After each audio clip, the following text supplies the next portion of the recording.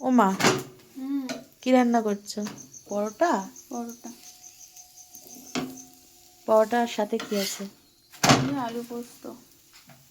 আমার মাই এই 3 কোনা পরোটাগুলো বানায়, সুপার টেস্টি হয়, সুপার টেস্টি।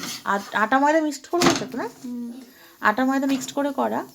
আর এখানে হচ্ছে আছে ওই বেলার পোস্ত, যেটা আমি করেছি।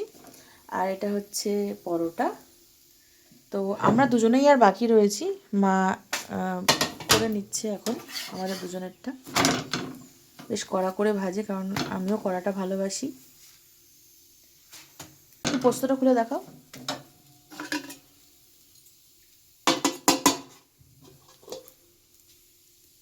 এই পোস্তটা আমি বানিয়েছি।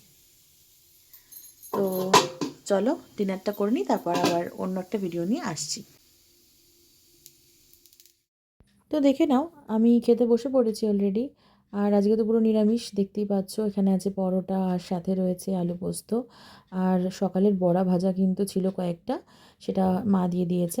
আমরা নিরামিষের দিন কিন্তু রাত্রিবেলাটা পরোটা, লুচি এসবই খাই। আলু পোস্ত দিয়ে বেসিক্যালি ভাতটা খেতেই বেশি ভালো লাগে। তবে কিছু করার নেই, আজকে তো পরোটা হয়েছে। তো চলো আবার একটা অন্য ব্লগ নিয়ে আসছি খুব তাড়াতাড়ি। টাটা।